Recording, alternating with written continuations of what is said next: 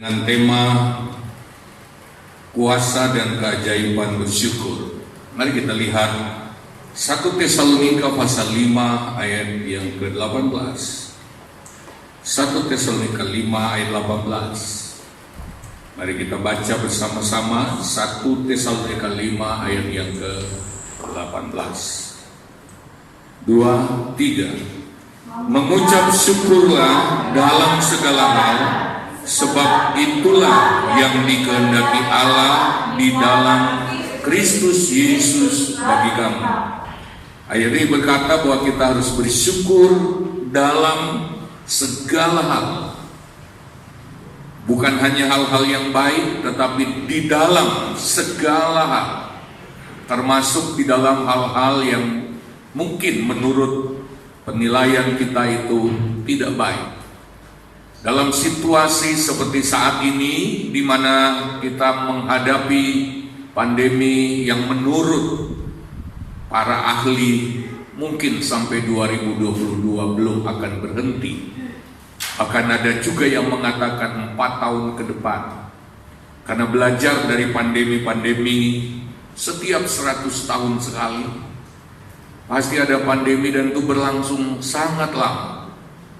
Kita lihat dengan usaha yang begitu maksimal yang sudah dilakukan oleh negara-negara di dunia, COVID bukannya berkurang, malah bertambah-tambah. Kita berada di tengah dunia yang penuh dengan situasi-situasi yang tidak menyenangkan.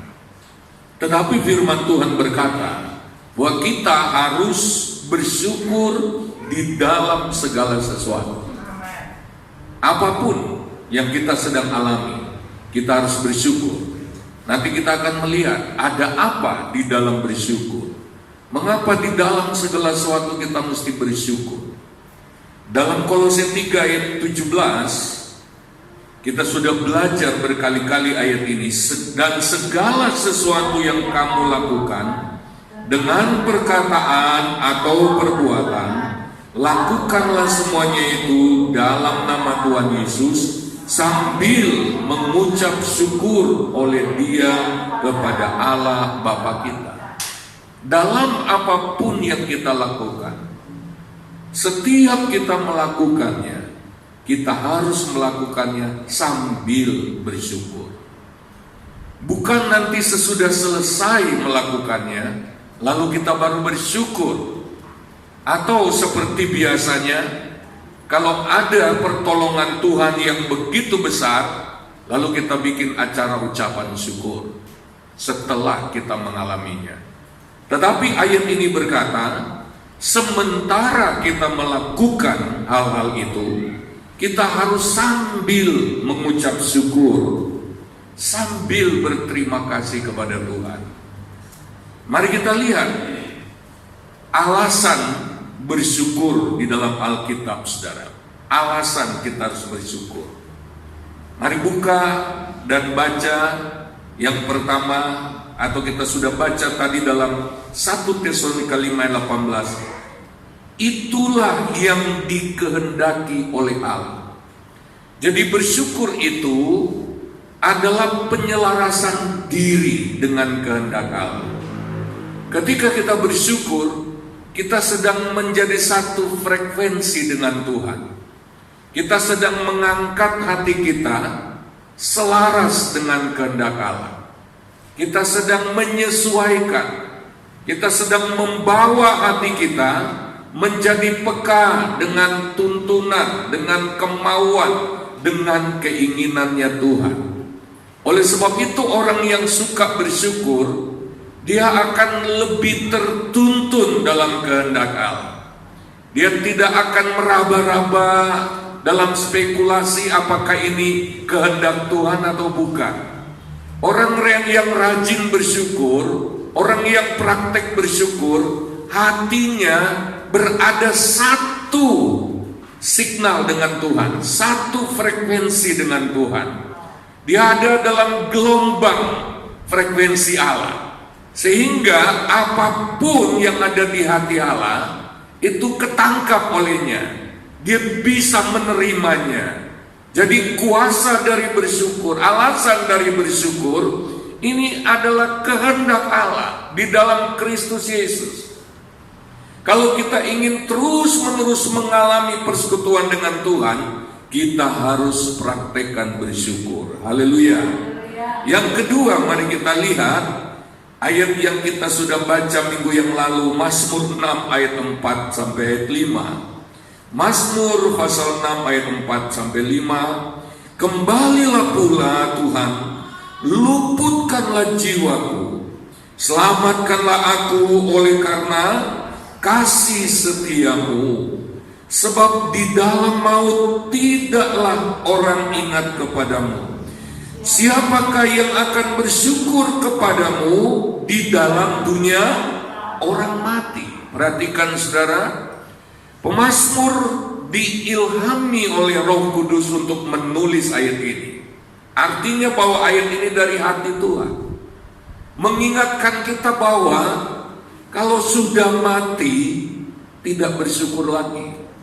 Itu artinya begini, bahwa alasan kita masih diberikan nafas hidup oleh Tuhan adalah bersyukur. Haleluya. Ini alasan utama. Mengapa kita masih ada sampai saat ini? Karena bersyukur. Kita bisa bayangkan saudara, kalau kita terus praktek bersyukur, maka Bapa di sorga akan pelihara hidup kita. Dia punya alasan. Karena Allah menciptakan kita untuk bersyukur kepadanya. Pada waktu kita bersyukur kepada Tuhan, kita sedang memuliakan Tuhan. Satu waktu saudara, ada dua orang lagi bercakap-cakap, lalu muncul seseorang yang seorang tidak mengenali orang itu. Jadi dia biasa saja. Tapi begitu temannya berkata, "Bapak, saya sangat berterima kasih untuk pertolongan Bapak yang ini, yang itu." Baru yang satunya tahu ini bukan orang sembarangan. Dia pun menaruh hormat kepada Bapak yang baru datang itu. Ketika kita sedang bersyukur kepada Tuhan, kita sedang meninggikan Tuhan, kita sedang memuliakan Tuhan.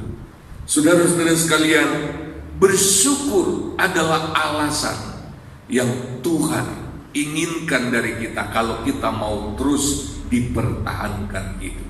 Dalam ayat ini dikatakan, pemazmur berkata, "Selamatkan aku, luputkanlah jiwaku." Alasannya apa? Karena aku masih mau bersyukur. Kalau sudah mati nggak bisa bersyukur lagi. Jadi kalau kita ingin dipelihara oleh Tuhan, bersyukurlah selalu. Kita hutang banyak bersyukur kepada Tuhan. Banyak pertolongan Tuhan, banyak anugerah Tuhan yang kita belum bersyukur. Yang ketiga, Roma 8 ayat 28 berkata apa? Kita tahu sekarang bahwa Allah turut bekerja dalam segala sesuatu untuk mendatangkan kebaikan bagi mereka yang mengasihi Dia, yaitu bagi mereka yang terpanggil sesuai dengan rencana Allah. Mengapa kita harus bersyukur dalam segala hal? Karena di dalam segala sesuatu Allah tidak pernah lepas tangan. Allah tidak pernah membiarkan kita sendirian. Allah selalu ada di sana untuk mengontrol, mengendalikan segala sesuatu agar mendatangkan kebaikan bagi kita. Bahkan ketika kita berbuat sebuah kekeliruan, kesalahan, lalu kemudian kita datang kepada Tuhan, kita sadar Allah akan bekerja di dalam kesalahan kita itu untuk membentuk kita menjadi lebih baik. Oleh sebab itu, kita harus bersyukur selalu kepada Tuhan. Karena apa?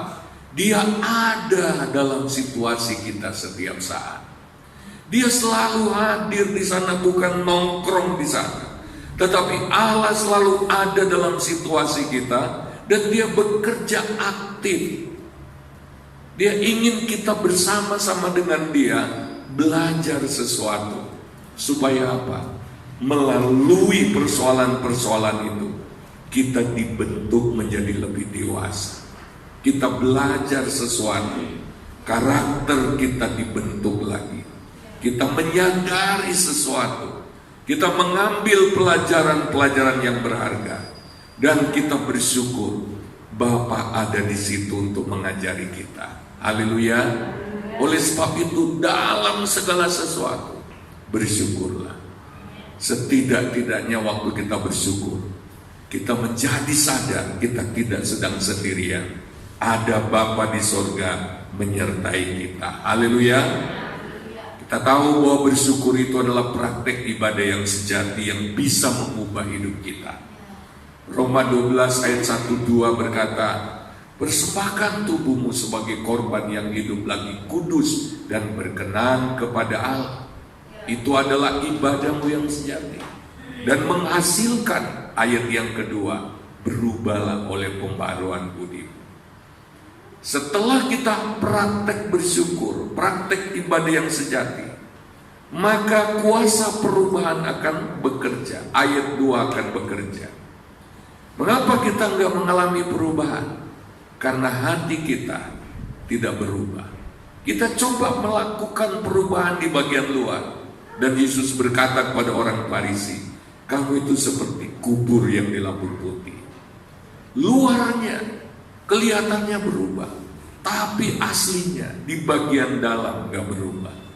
Saudara sekalian, kalau kita ingin mengalami perubahan, kita mulai dengan ibadah yang sejati, mulai dengan bersyukur, maka kuasa perubahan akan bekerja. Kalau kita berubah dari dalam, bagian luar akan mengikuti. Mari kita lihat kuasa pengucapan syukur. Yang pertama, Mazmur 42 ayat yang kelima. Mengapa engkau tertekan, hai jiwaku, dan gelisah di dalam diriku? Berharaplah kepada Allah, sebab aku akan bersyukur lagi kepadanya, penolongku dan Allah. Pada waktu pemazmur tertekan, pada waktu dia sedang mengalami masalah, dia tidak menyerah kepada masalah itu. Pada waktu hatinya sedang sumpah, dia tidak biarkan hatinya tersumpah. Dalam ayat ini dia berkata, aku mau bersyukur kepada Tuhan. Dengan kata lain, bersyukur itu adalah secara psikologis mengubah suasana hati kita. Mari kita lihat Daud. Kalau kita lihat dalam 1 Samuel pasal yang ke-21, mari tolong dibukakan 1 Samuel 21 ayat 10 sampai ayat 15. Daud ketika dia sedang mengalami masalah, kemudian bersiaplah Daud dan larilah ia pada hari itu juga dari Saul. Sampailah ia kepada Agis, raja kota Gat. Pegawai-pegawai Agis berkata kepada tuannya, bukankah ini Daud raja negeri itu? Bukankah tentang dia orang-orang menyanyi berbalas-balasan sambil menari-nari? Demikian Saul mengalahkan beribu-ribu musuh, tetapi Daud berlaksa-laksa. Lalu kita baca pasal 22, 1 Samuel 22 ayat yang kedua, 1 dan 2.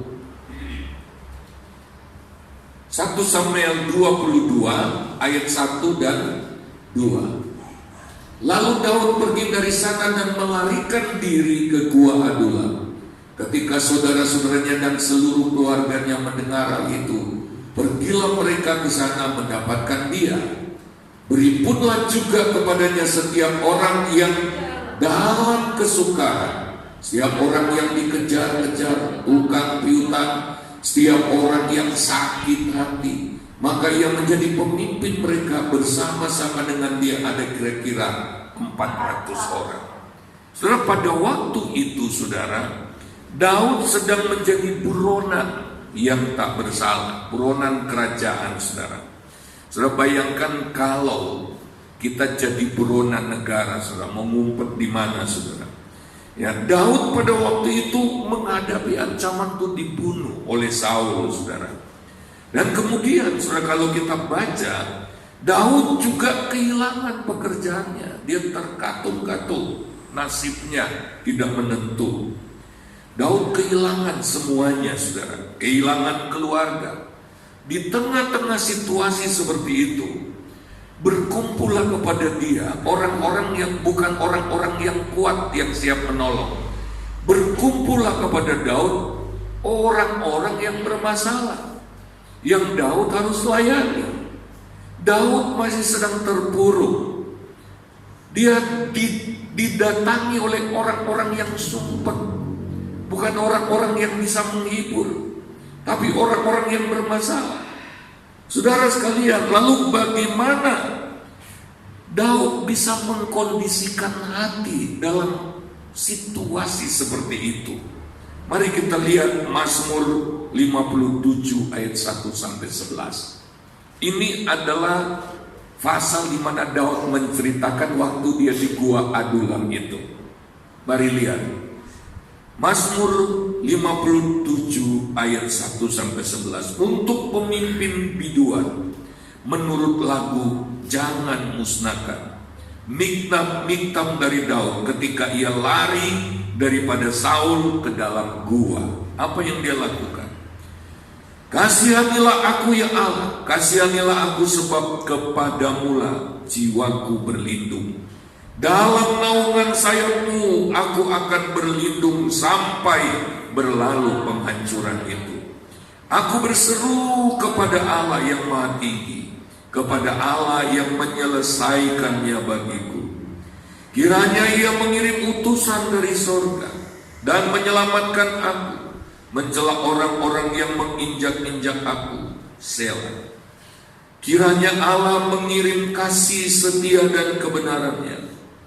Ayat 5, aku terbaring di tengah-tengah singa yang suka menerkam anak-anak manusia, yang giginya laksana tombak dan panah, dan lidahnya laksana pedang tajam. Tinggikanlah dirimu mengatasi langit, ya Allah. Biarlah kemuliaanmu mengatasi seluruh bumi. Mereka memasang jaring terhadap langkah-langkahku.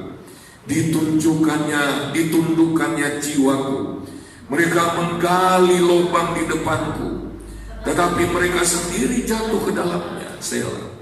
Hatiku siap ya Allah, hatiku siap. Aku mau menyanyi, aku mau bersyukur. Bangunlah hai jiwaku, bangunlah hai gambus dan kecapi. Aku mau membangunkan fajar. Aku mau bersyukur kepadamu di antara bangsa-bangsa ya Tuhan. Aku mau bermazmur bagimu di antara suku-suku bangsa. Sebab kasih setiamu besar sampai ke langit, dan kebenaranmu sampai ke awan-awan.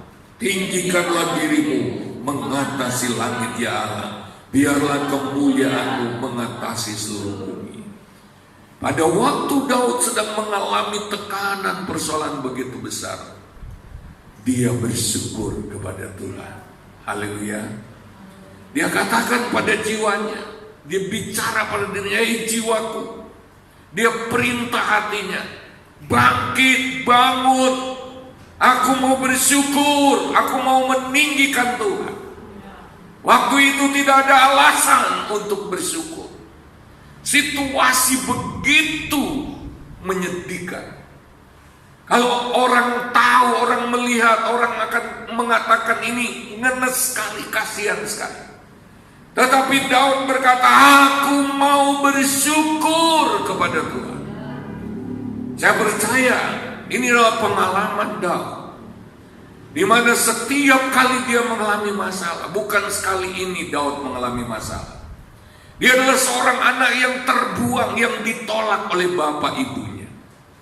Dia disuruh menggembala 2-3 ekor domba di padang gurun, dengan maksud ini anak yang kecil ini kalau berhadapan dengan beruang atau singa dia pasti habis. Tetapi di tengah situasi ketertolakan, Daud menghasilkan banyak pujian dalam Mazmur ini.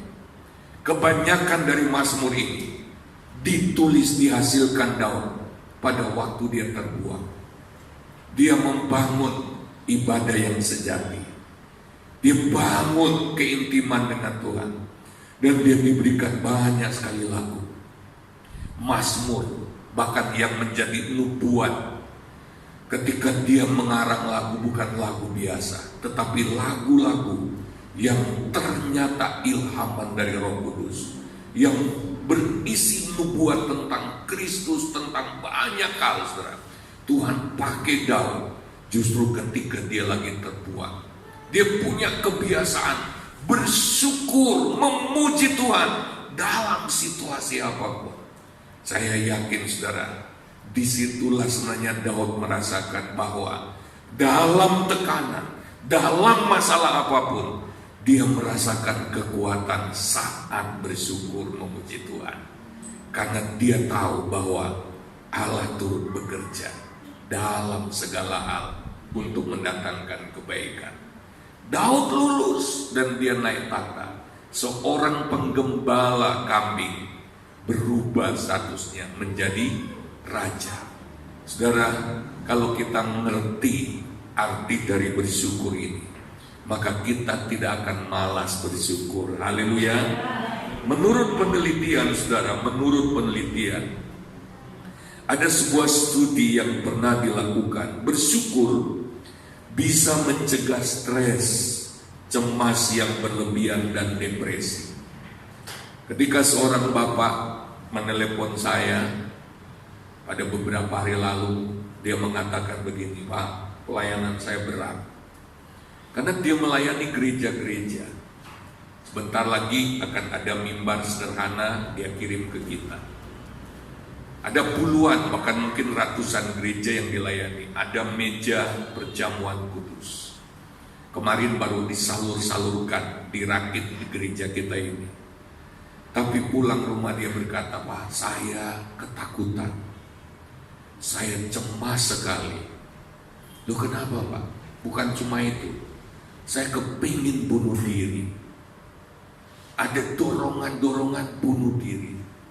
Saya katakan, "Pak, ambil waktu memuji Tuhan.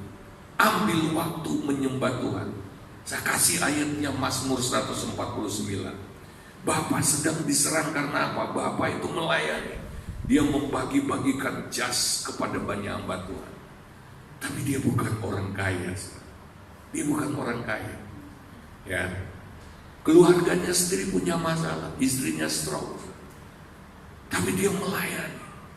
Dia cuma mengatakan begini, "Saya heran, saya terus-menerus dicukupkan oleh Tuhan." Saya bayangkan mimbar yang dia bikin, kalau dijual itu berapa ratus, di atas 500. Apalagi mejanya, dia bikin sendiri. Sekarang dia bersyukur ada seorang pendeta yang bantu dia. Sebelumnya dia bikin sendiri, dia kirim sendiri, bikin sendiri, dia kirim sendiri. Untuk Kabupaten Kendal ada 24 orang. Kabupaten Pemalang itu berapa puluh saya nggak ngerti. Dia sedang mau mengarah ke daerah selatan, tapi dia mengalami tekanan. Dia heran, apakah saya salah melayani Tuhan? Saya merasa ketakutan. Saya merasa bahkan ingin bunuh diri, saya nggak kuat. Saya puji Tuhan, memuliakan Tuhan, ambil waktu menyembah Tuhan. Apakah Bapak pernah mengalaminya? Pernah. Kami pernah mengalami masalah, dan yang kami lakukan adalah datang di hadirat Tuhan, memuji menyembah Tuhan sampai hadirat Tuhan turun. Saudara, bersyukur itu menghadirkan Tuhan. Haleluya. Tekanan-tekanan, depresi, kecemasan itu bisa berlalu. Kita seringkali yang merelakan diri kita untuk ditekan oleh kecemasan. Kitalah yang mengizinkan kecemasan. Karena apa? Kita tidak mau mengubahnya. Kita membiarkan pikiran kita dipenuhi dengan hal-hal yang menakutkan. Pada waktu kita memuji Tuhan, kita bersyukur. Kita sedang memenuhi, mengubah, memulihkan pikiran kita dengan mengisinya dengan pribadi Tuhan, dengan gambaran-gambaran Tuhan yang dahsyat. Haleluya. Penelitian yang lain, saudara, yang pernah dilakukan oleh seorang profesor yang bernama Nathan D. Wall, menunjukkan bahwa orang yang bersyukur itu bukan orang yang agresif dan lebih berempati kepada orang lain. Jadi sehat emosinya. Ketika orang sering bersyukur, saudara, dia berubah dari tadinya yang agresif, gampang sekali meledak, gampang sekali menyerang orang. Dia berubah menjadi orang yang penuh dengan empati. Luar biasa. Ini bukan penelitian orang Kristen. Ini saya dapatkan bahan ini dari internet. Ini orang-orang yang membidangi bidang ilmu tertentu, disiplin ilmu tertentu. Tapi penemuan mereka membuktikan bahwa bersyukur itu ternyata menyehatkan jiwa. Bukan cuma mengusir tekanan, kecemasan. Dan yang lain lagi, saudara, mengatakan di semua penelitian, bersyukur bisa membuat orang lebih bahagia. Haleluya. Ada kalanya jiwa kita itu sudah begitu capek karena tertekan dengan berbagai-bagai beban pikiran. Kita menghadapi pergumulan yang cukup berat. Jiwa kita itu perlu dirawat. Salah satu cara merawat jiwa kita adalah dengan bersyukur. Haleluya. Ya. Ini penelitian ini sudah ditunjukkan, dibuktikan dengan cara mengambil sampel orang yang menulis surat ucapan terima kasih kepada orang-orang yang dianggap membawa dampak positif dalam hidupnya. Kemudian orang itu merasa sangat bahagia dan selalu bersyukur, sementara orang-orang yang lain disuruh mengingat semua orang-orang yang membuat dia susah dan tanpa disuruh berterima kasih. Orang-orang cuma tulis terima kasih kepada orang-orang tertentu yang menurut dia baik, saudara. Membuat penelitian ini mengatakan dia lebih bahagia. Saudara, berapa banyak dari kita yang menyempatkan diri untuk berterima kasih? Gak usah jauh-jauh, di dalam rumah kita. Berapa banyak kita praktek berterima kasih? Gak usah dulu kepada Tuhan. Penelitian ini berkata itu cuma berterima kasih kepada orang, tapi itu sudah mengubah hati. Mungkin ya ada di sini yang wajahnya lebih cepat tua daripada usianya. Kayaknya itu karena kurang bersyukur. Ya. Ada yang cepat keriput, ya. Ada yang tulang-tulang ya sudah bunyi semua gitu. Sudah osteoporosis. Mari kita memeriksa diri kita. Mungkin kurang bersyukur. Ada banyak penyakit yang ditimbulkan karena kurang bersyukur. Kurang bersyukur itu memberi ruang pada persemutan keluhan-keluhan. Mari kita mau berubah. Amin. Lalu kemudian bersyukur juga, ini semua penelitian, bahwa rasa syukur di dalam hati kita meningkatkan kesehatan kita. Tahun 2006, saudara, penelitian lagi ya mengungkapkan bahwa orang-orang yang selalu bersyukur cenderung lebih suka membantu orang lain, tak terkecuali juga memberi bantuan pada orang-orang yang belum dikenal. Kenapa kita nggak jadi orang baik? Karena kita juga nggak baik bagi diri kita sendiri. Bersyukur itu sama dengan berbuat baik pada diri sendiri. Kalau kita baik, suasana hati kita baik, maka kita gampang sekali menolong orang. Paulus dalam 1 Korintus 9 ayat 22, dia menjadi segala-galanya bagi orang lain, hanya untuk memenangkan mereka. Haleluya. Saudara, kita nggak akan pelit, karena apa yang kita lepaskan itu investasi. Apa yang ada pada kita, menurut kalkulasi, nggak cukup untuk kebutuhan kita, untuk proyek kita, untuk apa yang kita harus kerjakan. Nggak cukup. Apa artinya? Tapi Yesus katakan, suruh mereka dulu. Lalu kemudian 5 ketul roti itu Yesus angkat ke atas. Yang dia lakukan adalah apa? Dia bersyukur.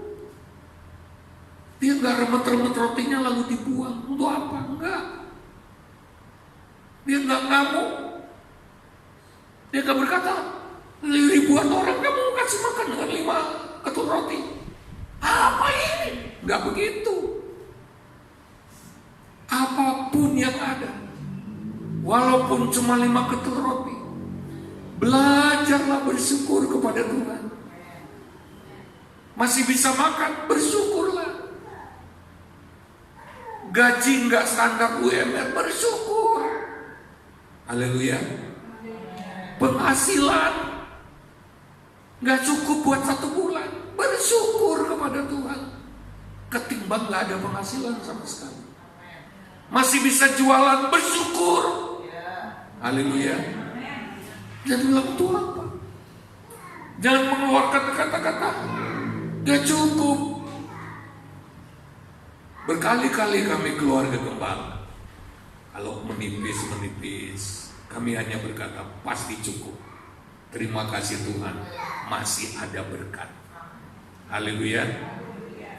Entah bagaimana caranya, kelihatannya nggak cukup, tapi ketika bersyukur, 5 ketul roti bisa bermultiplikasi, bisa sisa setelah kasih makan 5.000 orang. Ya, beri kemuliaan bagi Tuhan. Mungkin bengong ya. Yesus saja praktek bersyukur. Waktu dia menghadapi, nggak ada panitia lagi, nggak ada janji iman waktu itu, nggak pakai janji iman.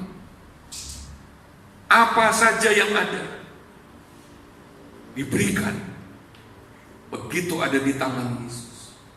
Terima kasih Bapa, ternyata ada 5 ketul roti. Bagaimanapun caranya mulai bagi. Ketika kita disuruh Tuhan melakukan sesuatu, apa adanya pada kita, udah kerjakan saja. Ya, yang ada cuma itu. Bersyukurlah, karena kita masih diberi kesempatan untuk melakukan sesuatu. Amin. Udah kerjakan, jangan bilang itu nggak ada artinya ini. Sudah berikan kepada Tuhan, mulai lakukan. Pasti cukup. Haleluya. Entah bagaimana caranya. Mau lakukan bersyukur? Yang lebih dahsyat, Yohanes 11 ayat 41 sampai 44. Yohanes 11 ayat 41 sampai 44. Maka mereka mengangkat batu itu. Lalu Yesus menengadah ke atas dan berkata, Bapa, aku mengucap syukur kepadamu karena Engkau telah mendengarkan aku. Aku tahu bahwa Engkau selalu mendengarkan aku, tetapi oleh karena orang banyak yang berdiri di sini mengelilingi aku mengatakannya supaya mereka percaya bahwa Engkaulah yang telah mengutus aku. Dan sesudah berkata demikian, berserulah ia dengan suara keras, Lazarus, marilah keluar. Orang yang telah mati itu datang keluar, kaki dan tangannya masih terikat dengan kain kapan, dan mukanya tertutup dengan kain peluh. Kata Yesus kepada mereka, bukalah kain-kain itu dan biarkan ia pergi. Pada waktu Yesus diperhadapkan dengan Lazarus yang sudah mati, dia nggak panik. Dan kembali lagi kita melihat Yesus menaikkan ucapan syukur lebih dahulu. Haleluya. Yesus saja praktek bersyukur. Kenapa kita nggak praktek bersyukur? Mungkin ada yang berkata, mengada-ada. Kalau kita renungkan firman-firman dari kemarin, kita tidak akan main-main dengan bersyukur itu. Sebab 1 menit kita hidup, itu berarti kita lolos dari kematian. Karena apa? Tuhan masih mempertahankan hidup kita. Haleluya. Ada kuasa, ada keajaiban dalam bersyukur. Sampai Tuhan Yesus sendiri mempraktekannya. Lalu siapa kita? Tuhan Yesus saja praktek bersyukur. Lalu siapa kita? Yang malas bersyukur. Saya ingin mengatakan, kalau kita sungguh-sungguh praktek bersyukur tiap hari, tiap saat, pasti ada mujizat. Saya sudah mengalaminya. Saya tidak berkhotbah yang saya tidak alami. Saya berkhotbah yang saya alami. Pasti yang saya butuhkan diadakan oleh Tuhan.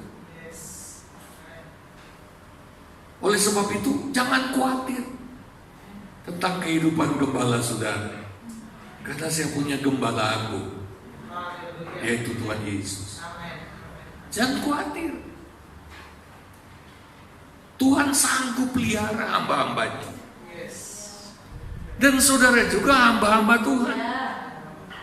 Kita semua adalah imamat yang raja. Ketika musim kemarau, 3,5 tahun di Israel, semua berubah menjadi coklat, kekuning-kuningan, garing semua. Tanah terbelah-belah. Tuhan bilang sama Elia, pergi ke sungai Kerit. Sampai di sungai Kerit, Tuhan suruh burung gagak kasih makan dia, minum dari sungai Kerit. Dipelihara Tuhan. Haleluya. Tetapi ketika sekian lama berlalu, ada seorang janda butuh pelayanan Elia. Janda dan anaknya itu sudah mau mati. Menurut kesaksian si janda, waktu Elia datang ke sana, janda itu bilang, kami lagi kumpul kayu bakar, tinggal masak sekali tepung dan minyak. Kami makan, lalu setelah itu kami mati. Ada seorang janda yang harus Elia layani supaya dia tetap hidup. Apa yang Tuhan lakukan? Sungai Kerit dikeringkan oleh Tuhan. Kering. Makanya hati-hati. Kalau kita tidak lagi berdampak, sungai Kerit kita pasti dikeringkan Tuhan. Kalau kita tidak lagi jadi berkat bagi orang lain, hadirat Allah dalam hidup kita pun pasti kering. Tuhan tetap pelihara Elia, tapi Elia tidak boleh hidup di zona nyaman. Begitu waktunya tiba, kering. Burung gagak nggak datang lagi. Tapi bukan berarti Elia akan mati kelaparan. Elia cuma suruh pindah, ada jemaat yang harus dilayani. Itu bukan janda kaya, bukan janda konglomerat, janda kere. Tapi Elia harus datang ke sana. Elia kasih firman Tuhan ke janda. Tuhan ngomong, bikin dulu buat aku, nanti nggak habis. Dan selama musim kelaparan itu, baik Elia tetap hidup, si janda itu tetap hidup. Haleluya. Tuhan tetap pelihara. Orang yang melayani Tuhan pasti dipelihara oleh Tuhan. Oleh sebab itu, lakukanlah, persembahkanlah kepada Tuhan yang Tuhan inginkan. Minimal selalu bersyukur. Kalau kita bongkar semua hal bersyukur, itu akan mengubah hidup kita, akan membuka sumber-sumber Tuhan. Karena bersyukur membawa kita ke sumber ilahi itu. Coba kita lihat Roma 8 ayat 18 sampai 22. Walaupun agak sedikit panjang. Sudah masih mendengarkan saya? Roma 8 ayat 18 sampai 22.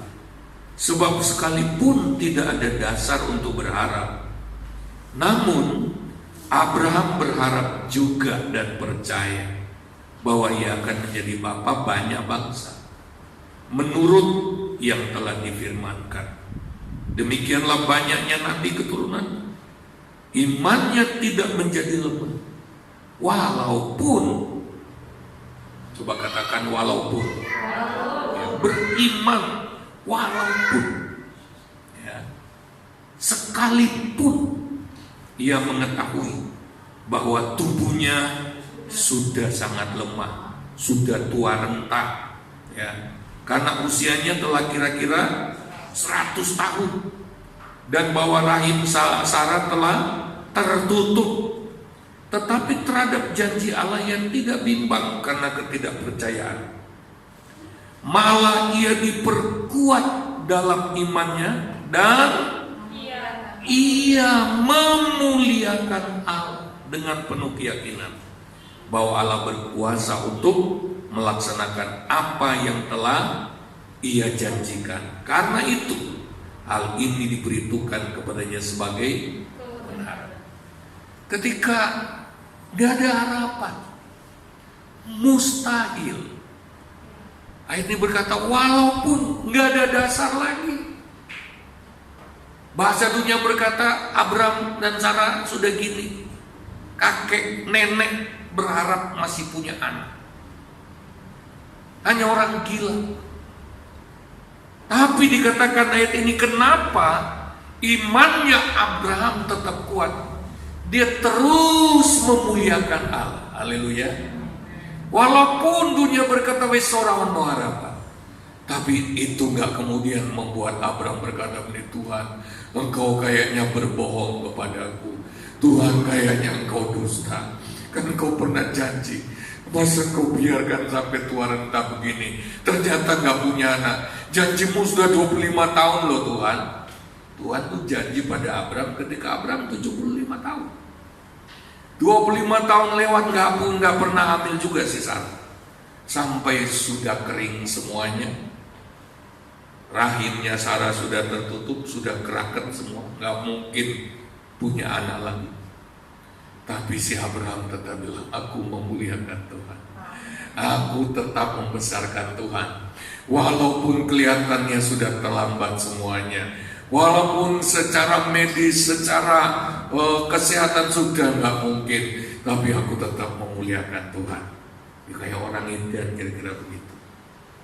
Saya gambarkan begini, si Abraham memuliakan Tuhan, aku memujimu sebab Engkau yang memberikanku anak, sebab aku akan jadi bapa bangsa-bangsa. Aku akan punya keturunan seperti bintang di langit. Aku akan punya keturunan seperti pasir. Yang gak berhenti memuji-muji Tuhan. Mungkin tetangganya ada yang nangis melihat kasihan si Abraham dan Sarah. Aduh, kasihan, sudah gila. Tetapi Alkitab menulis, oleh karena itulah Tuhan tetap memberikan dia seorang anak yang kemudian melahirkan, menurunkan bangsa-bangsa besar di dunia. Saya beri kemuliaan bagi Tuhan. Dia memuliakan. Kalau kita gimana? Kalau kita sudah seperti Abraham, seperti Daud punya masalah, masih kita apa kabar? Tidak baik. Bagaimana keadaan? Parah.